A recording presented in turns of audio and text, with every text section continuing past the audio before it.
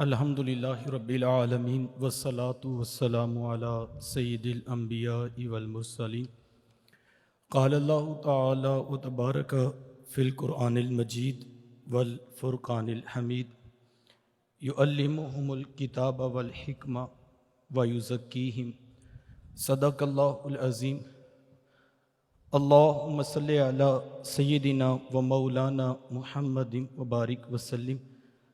حمد و صلاۃ کے بعد انتہائی واجب الاحترام ذوی الاحتشام برادران اسلام، السلام علیکم ورحمۃ اللہ وبرکاتہ۔ اخلاقی و فکری تربیت کا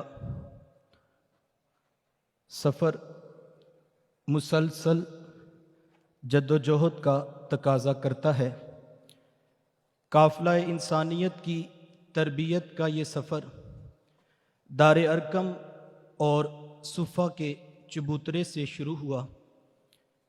دنیا کی ان دو عظیم درس گاہوں نے اپنا منشور و مقصود انسانوں کی تربیت و تزکیہ کو رکھا۔ ان عظیم درس گاہوں کے فیض یافتہ لوگ پورے عالم میں نور و خوشبو بن کر بکھر گئے۔ وہ امت کے پہلے صوفی بھی تھے اور عالم بھی، وہ فقر غیور کے حامل بھی تھے اور شریعت کے علمبردار بھی، وہ بدر و خندق کے مجاہد بھی تھے اور صفہ کے طالب علم بھی۔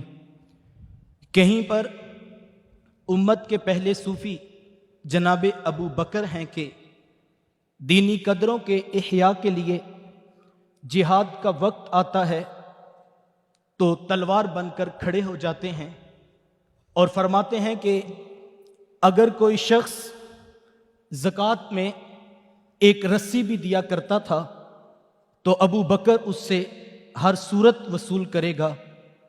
اور کہیں پر ہیبت و دبدبے والے عمر ہیں، لیکن تواضع فقر اور خدمت خلق کا یہ عالم ہے کہ راتوں کی تاریکی میں امت کے دکھوں کا مداوع کرتے ہیں۔ وہ راتوں کے راہب بھی تھے اور دنوں کے شاہ سوار بھی۔ وہ دن کے اجالوں میں سلاطین وقت بھی تھے اور راتوں کی تاریکی میں مخلوق خدا کے خادم بھی۔ یہ تھی ان اولین درس گاہوں کی فیض یافتہ جماعت صحابہ جو پورے عالم میں نور و خوشبو بن کر بکھر گئی۔ جب تک تربیت و تزکیہ کا یہ سفر ساتھ ساتھ چلتا رہا، قافلہ انسانیت عروج کی منازل طے کرتا رہا۔ کردار سازی و انسان سازی، تربیت اخلاق اور تزکیہ نفوس کی منزلیں بھی طے ہوتی رہی۔ تاریخ کا یہ دور روشن ترین دور تھا جب فقیہ شہر کی مسند بھی آباد تھی اور صوفی باصفا کا حجرہ بھی روشن تھا۔ یہی وہ دور تھا جب طریقت و شریعت باہم دست و گریباں نہ تھے، تعلیمی و خانقاہی نظام ہم رکاب تھا۔ وہ کیسا بھلا زمانہ تھا یار، جب امام احمد بن حنبل جیسا جلیل القدر فقی دن بھر مسند تدریس پر بیٹھ کر لوگوں کو دین سکھاتا ہے، اور جب پوچھا جاتا ہے کہ حضرت لوگ آپ سے دین سیکھنے آتے ہیں، فقہ کی خیرات لینے آتے ہیں، اور آپ ہیں کہ بشر حافی کی دہلیز پر، تو پر اعتماد لہجے میں جواب دیتے ہیں، لوگوں سن لو، احمد بن حنبل جس رب کو مانتا ہے بشر حافی اس رب کو جانتا بھی ہے۔ امام اعظم امام ابو حنیفہ کو دیکھیے جو فقیہ شہر بھی ہیں اور صوفی باصفا بھی، صوفی ایسے کہ جس یہودی سے قرض لینا تھا اس کے سایہ دیوار میں بھی کھڑے نہیں ہوتے کہ کہیں اتنا سا نفع لینا بھی سود نہ بن جائے۔ علمی مجلس کی شان یہ ہے صاحب کہ جب مسند حدیث پہ جلوہ فراس ہوتے ہیں تو امام ابو یوسف اور امام محمد بن حسن الشیبانی جیسے لوگ زانو تلمس طے کرتے ہیں۔ شان فقر و غنا کا یہ عالم ہے کہ جب بادشاہ وقت کی طرف سے وزارت کی پیشکش کی جاتی ہے تو بے نیازی سے فرما دیتے ہیں یہ وزارت و ملازمت تو بڑی چیز ہے، اگر حکومت مجھ سے یہ چاہے کہ شہر کی مسجد کے دروازے گن کر بتاؤ تو میں اس کے لیے بھی تیار نہیں ہوں۔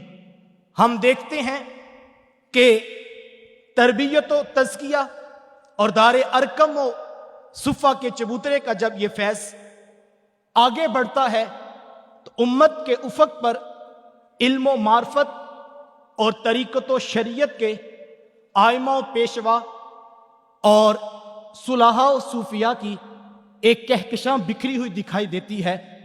کوئی سری سکتی ہیں تو کوئی جنید بغدادی ہیں، کوئی بشر حافی ہیں تو یار کوئی با یزید بستامی ہیں، کوئی سرکار غوث اعظم کہلاتے ہیں تو کوئی شاہ نقش بند بخاری کہلاتے ہیں، کوئی ابن حجر اسقلانی ہیں تو کوئی امام ابو الحسن خرقانی کہلاتے ہیں، کوئی خواجہ اجمیر ہیں تو کوئی امام بدر الدین عینی کہلاتے ہیں۔ کیسے کیسے لوگ تھے یار، یہ سب بہار، یہ عروج، یہ بانک پن، یہ اجالے اس حقیقت کی بدولت تھے۔ طریقت و شریعت آپس میں دست و گریباں نہ تھے، تعلیمی و خانقاہی نظام ایک تھا، لیکن جب ان دو اداروں کا سنگم ٹوٹ گیا پھر ہم دیکھتے ہیں کہ علم محض معلومات تک رہ گیا، وہ معرفت نہ بن سکا، اور ہر طرف یہی کیفیت نظر آتی ہے، بو علی اندر غبار ناکا گم۔ پھر اقبال کا نوحہ سنو، اٹھا میں مدرسہ و خانقاہ سے غمناک، نہ زندگی نہ محبت نہ معرفت نہ نگاہ۔ جب علم والے تصوف کے سوز سے محروم ہوئے تو طریقت والے شریعت سے خالی ہوئے، پھر زوال کا سلسلہ شروع ہوا، فکری جمود طاری ہوا، امت بے عملی کا شکار ہو گئی، ایمان کی حرارت سرد پڑی تو عمل بھی مداہنت کا شکار ہو گیا۔ آنے والوں کے دکھوں کا مداوا نہ شیخ خانقاہ کے پاس تھا نہ فقیہ شہر کے پاس۔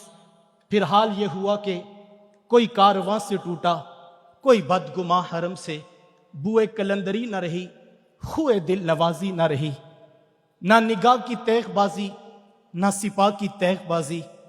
وہ جامع طریقت جو آنے والوں کی پیاس بجھایا کرتا تھا وہ خود کاسہ گدائی بن گیا۔ جو لوگوں کو فقر و غنا اور توکل کا نور بانٹتے تھے وہ خود ہاتھ پھیلانے لگے۔ پھر طریقت دکانداری میں ڈھلنے لگی، جسے کرنے کو کچھ نہ ملا وہ بھی طریقت کی دکان کھول کر بیٹھ گیا۔ پھر مجھے کہنے دیجئے طریقت بکنے لگی، مسند خلافت کی سودا بازی ہونے لگی، تصوف کی دھجیاں بکھر گئی۔ ہاں مجھے کہنے دیجئے پھر طریقت خود پورا مافیا بن گئی، اور حال یہ ہے کہ جو حروف ابجد سے بھی واقفیت نہیں رکھتے وہ بھی پیر طریقت اور راہبر شریعت بن کھڑے ہوئے۔ اقبال نے کہا تھا زاغوں کے تصرف میں عقابوں کے نشیمن۔ پھر جو دردناک کہانی ہے کہ یہاں پر تو جھوٹے خواب، من گڑت کرامات بیان کر کے عقیدتوں کو لوٹا گیا۔ مجھے کہنے دو طریقت شریعت اور مذہب کا تماشا بن گیا۔ صوفیاء کے ٹائٹل سے ننگے طریقت ننگے شریعت لوگ سٹیجوں پر دھن دھنانے لگے، اور سجدہ و قیام، رکوع و سجود کی بجائے رقص و سرور اور دھمال سٹیج پر آ گئی۔ ہاں مجھے کہنے دیجئے، مجھے افسوس تو اس بات کا بھی ہے صاحب کہ علماء کے خطبے، منبر و محراب کی وہ آواز جو اس طریقت مافیا کے خلاف اٹھنی چاہیے تھی وہ خود ان طریقت کے ڈیروں کی مارکیٹنگ کرتی ہوئی ہمیں دکھائی دیتی ہے۔ اس سارے تعفن زدہ ماحول میں، ان ناگفتہ بے حالات میں، اس پریشان کن ماحول میں ادارت المصطفیٰ نے पूरी ताकत के साथ इस आवाज को बुलंद किया, निगहबा बन के जो अहले चमन की आबरू लूटे, चमन वालों अकीदत छोड़ दो ऐसे निगहबा की। हाँ हाँ, इदारतुल मुस्तफा ने पूरी ताकत से यह कहा था, है वही तेरे जमाने का इमाम बरहक जो तुझे हाजिर व मौजूद से बेजार करे। फितनाए मिल्लते बैजा है इमामत उसकी, जो मुसलमान को सलातीन का परस्तार करे। इदारतुल मुस्तफा इस तरीकत माफिया के खिलाफ बांगे तकबीर का नाम है। अल्लाह की तौफीक से जिसकी आवाज अब पूरी दुनिया में गूंज रही है। इदारतुल मुस्तफा ने अपने पास आने वालों को बताया कि तरीकत और शरीयत जुदा नहीं है, तरीकत ऐन शरीयत है। तरीकत शरीयत को रूह में उतारने का नाम है। यही वजह है कि इदारतुल मुस्तफा के प्लेटफॉर्म पर अगर कोई ताजिर तरीकत का सबक पूछने आया तो उसे यह नहीं कहा गया कि ये चोला पहन ले, ये पटका बांध ले, इतने मनकों की माला ले ले, इतने गले में डाल दे और इतने पैसे गद्दी के नीचे रख दे, जुमा रात को फिर आना, वार बड़ा सख्त है। बल्कि इदारतुल मुस्तफा ने उसे ये बात समझा दी, तेरी दुकान पर बैठना इस हाल में कि तेरी जुबान पे सच हो, तेरी तलब रिज़्क़ हलाल हो, तेरी तड़प हराम से बचना हो, दुखी उम्मत के काम आना तेरा मकसद हयात हो, तो फिर तुझे मुबारक हो। यही है दरसे तरीकत, यही है दरसे शरीयत।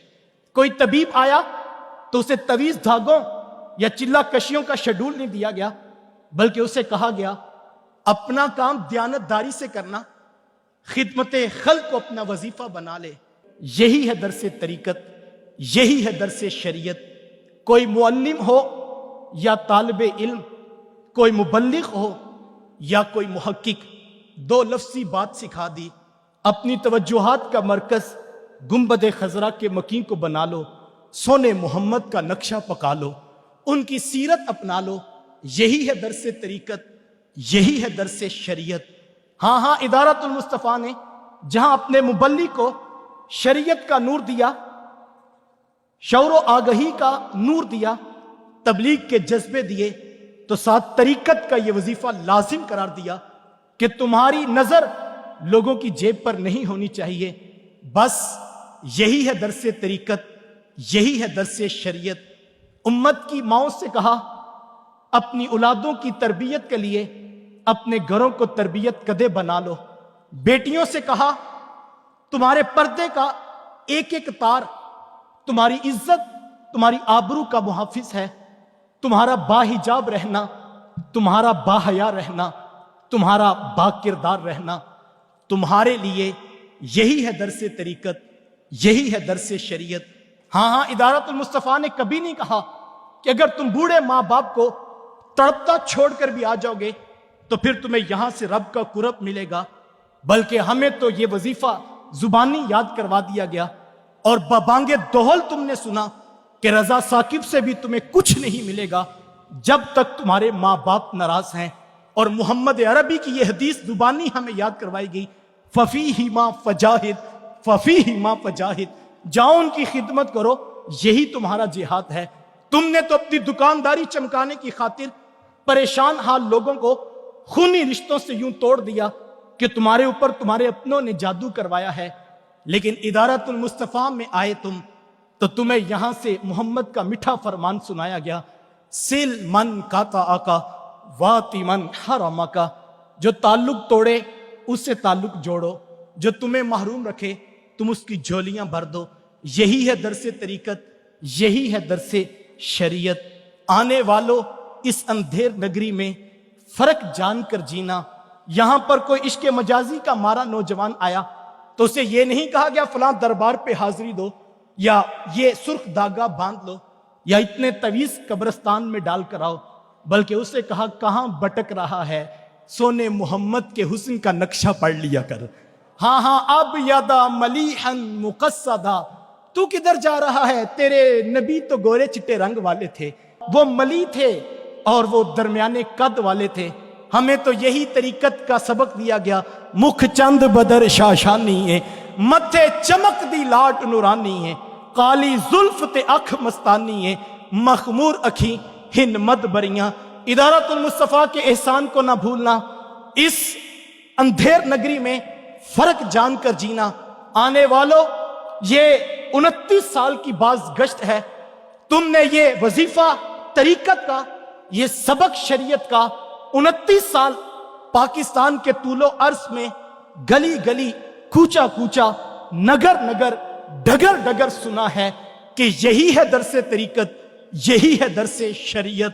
ہاں اس عظیم درس گاہ میں جہاں تم موجود ہو، یہ پرشکوہ منزل اور اس کے اوپر ٹھاٹھے مارتا ہوا یہ سمندر لوگوں کا، ان کو یہی کہا گیا کہ یہی ہے درس طریقت، یہی ہے درس شریعت۔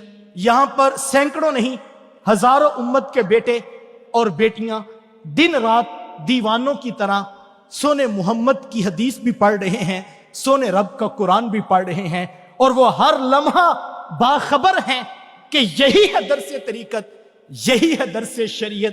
یہ درس گاہ، یہ فقر بیدار کی تربیت گاہ بھی ہے، یہ شریعت نبوی کی تعلیم گاہ بھی ہے۔